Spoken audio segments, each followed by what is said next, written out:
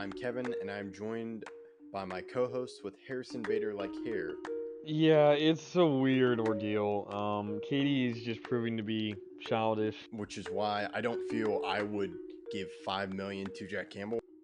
I don't know. Baseball is one of those sports where anyone who makes the playoffs really can be a contender. I think the Padres definitely do it. I don't think Donovan Mitchell gets traded. Kyrie Irving does have the track record of not being a great locker room fit, or even good locker room fit. Bader got some luscious locks. I gotta say it. This is Zach Bigley, the broadcaster for the Frisco Rough Riders, and you're listening to Outsiders Opinions with Kevin and Austin. You guys better subscribe. What's up, y'all? Welcome to another NFL Opinions of the Week. It is the offseason now. We are going with our top 10 wide receivers and starting at wide receiver in the offense of the Outsiders Opinions. Austin. I don't know about that, Kevin, but I guess if we were running, I still remember running a little bit of routes, but Oh, yeah. I For think sure. I think that time's passed a little bit. Yeah, but as we're just talking about, this one was tough, and there are so many good wide receivers left off this list. So many honorable mentions for me. I'll start with my honorable mention. I think I'll say Nico Collins and DK Metcalf. They did not make this list, but I think they're solid wide receivers. Yeah, there's a lot of wide receivers that didn't end up making my list for one reason or another. Another one that's probably going to be shocking for you that didn't make mine is Brandon Ayuk. I really do like Ayuk, but I feel like, again, product to the system a little bit, and I'm not sure if they're going to keep him, if they're going to trade him. And again, this is predictions for next year, so I'm just not as confident in Ayuk this upcoming season. Another guy I'd like to mention is Chris Olave. I think Olave is really, really good, but another guy that did not make my list.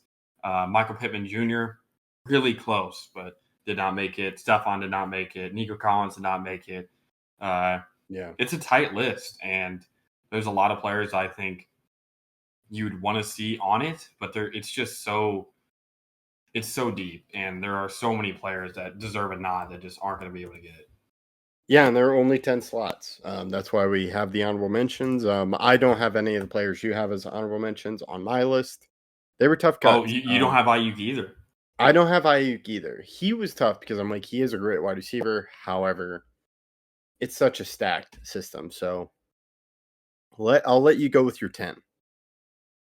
My 10 is a player that really, really, really surprised me last year because I thought that he and his quarterback were not going to get much passing yards. It's going to be an offense that he had struggled the year before in Carolina, and then he comes to Chicago, and it's DJ Moore. DJ Moore is my number 10. I'm not sold on his production this season because of Keenan Allen, who's not on my list either, or Rome Odunze, who's not on my list. I don't have any rookies as well on my list. So Marvin Harrison Jr., Rome Odunze, and Malik Neighbors are not on my list. I just feel like there's so many good wide receivers that it'd be hard for me to put one of those guys. But DJ Moore is my number 10. He probably would be higher if it wasn't for Keenan or Rome Odunze because I believe that they're going to take away a little bit of his production. But I do think he's a top 10 wide receiver in this league, and I'm glad to see him have success like he had last year. Yeah, he did not make my list. He was a tough cut. My 10 is Garrett Wilson. I wish I could put him higher, but Garrett Wilson, I expect to be a great wide receiver. However, I just value these other guys, and they're more established than Garrett Wilson. However, I think having Garrett Wilson at 10 just goes to show how amazing this wide receiver class is, because he's an amazing wide receiver. But he's just cracking the top 10. He didn't make my list either. So both of our 10s we don't have on the other side. But who do you have for 9? 9 is Mike Evans. He is very consistent. You love Mike Evans. He did such a great job with the Buccaneers. It's just he got 1,000 yards this year. He still makes great plays. It's just these other guys, to me, I'm expecting more from this upcoming season and have a little bit more explosion. But Sure, he's also very explosive, yeah. Yeah, I do have Evans higher than you. I think that was a little bit expected, at least from your part. He led the NFL in receiving touchdowns last year, and he didn't just have 1,000 yards. He had 1,255 yards, along with the fact that he's also now played in, what is it, 10 seasons? Yeah, it's 10 straight seasons that he has had 1,000 yards, and I don't see that stopping now. He remains healthy. He plays a lot of games every year. He's played 13 or more games every year, and 15 or more in every season besides one. So 15 or more in every season, including those seasons that maybe that's only one game missed because it used to be a 16-game schedule. That's what you want to see from a player. Mike Evans is one of the healthiest, most consistent players I've seen in a very long time. And we'll get. I won't spend that long on him when I get to him because those are my reasons, but we'll get to him in a bit. My number 8 or my number 9 is Puka Nacua. People are like, well, Puka almost had 1,500 yards and 6 touchdowns. Two things. One, Cooper Kupp, who didn't make my list because of injury reasons. I'm worried about him injured-wise. He's getting older, and his injuries are piling up. Last year, he only had 737 receiving yards. The year before that, Kevin, he only had 812. So it's been 3 seasons, including this upcoming year, since he's had a 1,000-yard a year. And that's the year he almost had 2,000. So he's still good, but he didn't make my list. But Puka, very good. I feel like defenses learn a lot about you after your rookie season as a wide receiver. I feel like a lot of receivers not necessarily get worse, but it's just a little bit harder for them to get open. And that plus Cooper Kupp will be, I think, playing a bigger role. I don't see Puka having the 1,500-yard season. He'll be great. He will. But I don't see him as highly as some other people. Yeah, he did not make my list. Puka did? He is Puka didn't.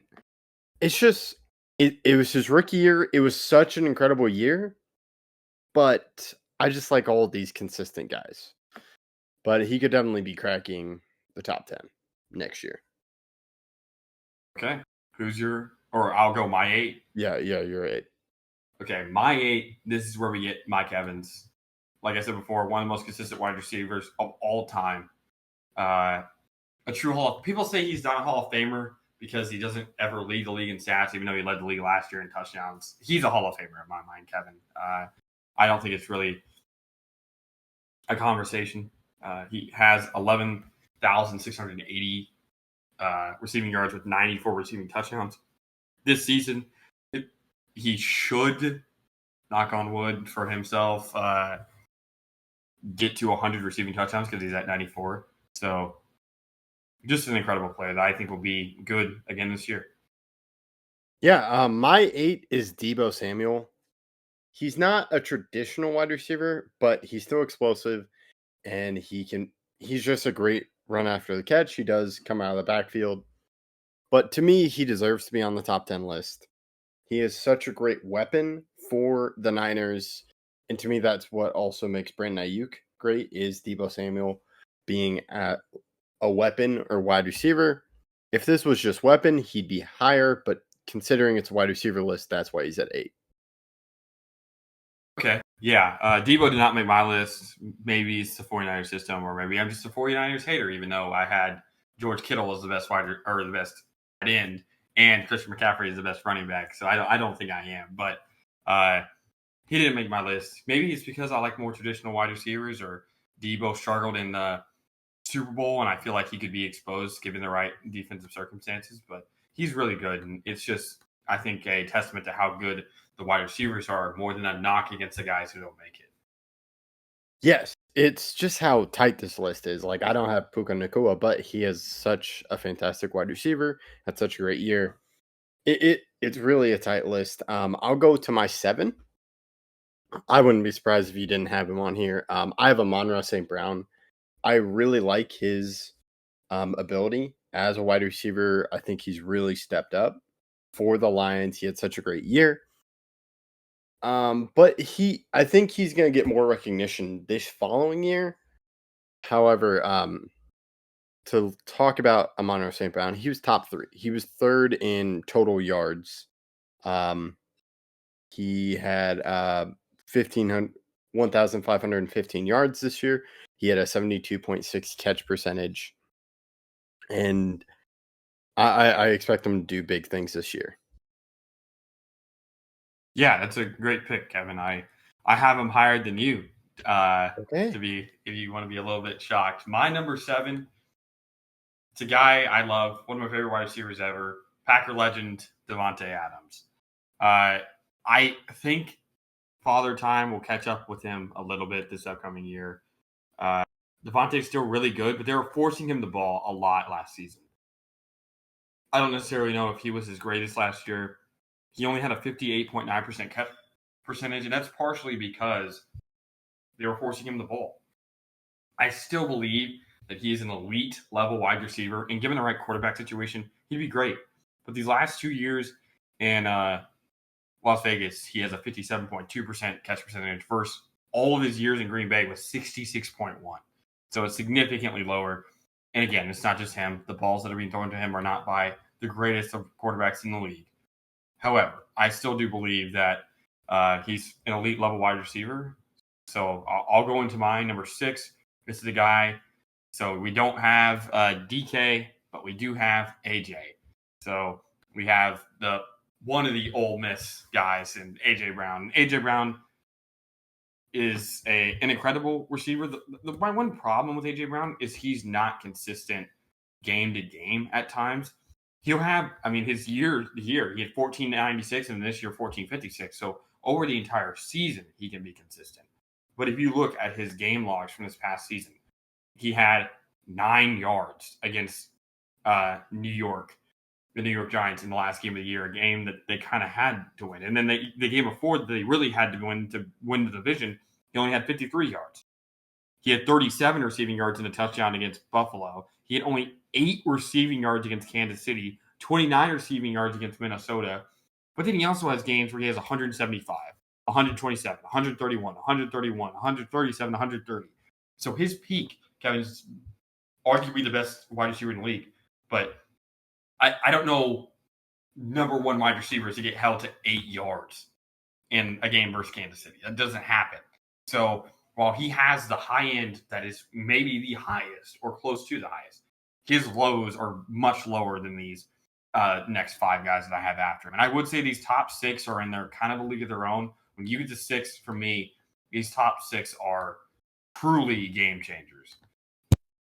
Yeah, I totally agree with you on 6. That's where I have AJ Brown as well. He is such a fantastic wide receiver. However, you've mentioned his lows. He can disappear. And that's not what you really want. I think I'll go into my 5. CeeDee Lamb, he kind of disappeared in the playoffs. So overall, he was second in the league in yards. He is that weapon. He can be that number 1 wide receiver. However, he falters sometimes and he'll miss some catches. So to me, I just value the 4 guys above him, but I think he deserved to be in the top 10. And he definitely stepped up a level this year. Used to agreeing with you this much, Kevin. I have CeeDee Lamb at 5 as well. I think you make a great point, and I completely agree with you. I think he's just a tad bit better than AJ Brown this upcoming season, even though it is so close. And I'm excited to see how the Cowboys use him in the offense, and hopefully they don't use him as they used him against the Packers, where they're just like, I'm going to stare down CD and throw the ball, because the Packers knew that was happening and didn't result the best for the Cowboys. But I'm still very confident that CD will be a great player this year. And I think 5 and 6, like, they're still elite level. Like I said, that next tier. But these top 4, I think you get into even a higher tier. So these top 4, I think, are the Mount Rushmore of the guys right now. Okay, yeah, I'll let you go into your 4 because you already mentioned my 4, which is kind of surprising. But I'll let you do your 4. I'm assuming your 4 is Devontae Adams, but I won't make. Yeah, okay. He had 1,100 yards last year. Like I said, I don't know if Aiden O'Connell is going to make him look his best. I think he could struggle with a rookie quarterback, an unexperienced guy that's not necessarily the greatest. But my number 4, Ja'Marr Chase. People were like, we still haven't gotten to Amon-Ra. We'll get to him in a second. But Ja'Marr Chase, he's dealt with some injuries. That is why he's a little bit lower than maybe he should be. but when he is on the field, he's remarkable. 1,216 yards last year, 7 touchdowns. And whether it's him getting hurt like it was the year before that or Joe Burrow getting hurt, they've yet to play a lot together since that year that they went to the Super Bowl. So I think Ja'Marr Chase will be remarkable this year. I'm a little bit worried regarding how Burrow will play this year because it's an injury that it's not good. Wrist injuries are not something you want to see from a player that is playing the quarterback position. But I still think Chase is remarkable, and I'm sure he'll play great this year. Yeah, Chase, I have a little bit higher as well. But I'll let you say your 3. But Chase, is a fantastic wide receiver. My 4 is Devontae. I think there's some sort of consistency, and there's that basis where I trust him more than CeeDee Lamb and AJ Brown. So I wanted to give him that. And he's just been at the top of this list for the past few years. So I think he gets some credibility there. But it is such a tight list. So I'll let you go into your 3. Okay. My 3, this is where we get to Amon-Ra. Amon-Ra truly is, I think, a surprising player to some people. People did not expect Amon-Ra, who is not the highest draft pick. He was a 4th-round draft pick back in 2021. Be this good. But his rookie year, 9-12. Last year, the year after that, 11-61. And this past year, 15-15 with 10 touchdowns, as you mentioned. All-pro first team. And I think the Lions are going to jump onto the scene this year and just truly be a force. And with him leading their offense that has so many guys who are good, whether it's Jahmyr Gibbs or Sam Laporta or even Jared Goff. I'll give Jared Goff some credit. He's played like a top 10 quarterback during last year's playoffs before the 49er game. And then obviously during the regular season to get them to the amount of wins that they had. So I'm confident Amon-Ra will be a top-level guy. Yeah, he is a great wide receiver. I'm glad he's getting some love. I'll go to my 3, which is Ja'Marr Chase. He's such an excellent wide receiver. I know he's dealt with some injuries, but I expect him to be on this year and be healthy. And you can just see the difference that he does with that Bengals offense with Joe Burrow. And he had been to conference championships his entire career till last year. He's only been in the league for 3 years. But that just goes to, you could feel his impact, and it has worked out for them when they picked him. But I'll just go into my 2, which is Tyreek Hill. This one, the number 1 was tough. Tyreek Hill is such a fast player. He led the league in receiving yards. He was so close to 2,000 yards. He played in 16 games, and he did miss 1 game. But to me, he is such a great wide receiver. However, I'm looking to the future, and that's what gave my number 1 the edge over him. Yeah, we all know who your number 1 is. My number 2 is Tyreek Hill, and my number 1 is Justin Jefferson, just like yours is. There's a reason why he's now the highest paid wide receiver in the league at $35 million a year. And I usually don't say that people deserve it, but Justin Jefferson is that good, and he will hopefully help the quarterback situation in the Vikings by just being such a great talent. Hill, amazing player, but I think Jefferson's time to shine is going to be this season even more because he hopefully will be a healthier player this season. Yeah, I agree. Justin Jefferson is my 1. He's such a fantastic player. We can really expect some great things from him, and he can really change that offense. And the Vikings are banking on it, helping his quarterback. And he is that offense. And we'll just have to see what he does and if he can live up to that pressure with the new quarterback, because Kirk Cousins was good. And so having that, and now you're training a new quarterback, we'll have to see what happens. But yeah, I'm surprised we agreed at the top a lot. Any final thoughts, Austin? No, I think the wide receivers are probably one of the harder groups to tie down there from like 7 through 15. It's probably so like tooth and nail, just so tight. You really just can't distinguish between them. But I think at the top, it does clear up. Yeah, personal preference a lot for 7 through 10 and past that. And that's all we got. Let us know your thoughts in the comments. We appreciate your comments, and thank you for listening to Outsiders Opinions.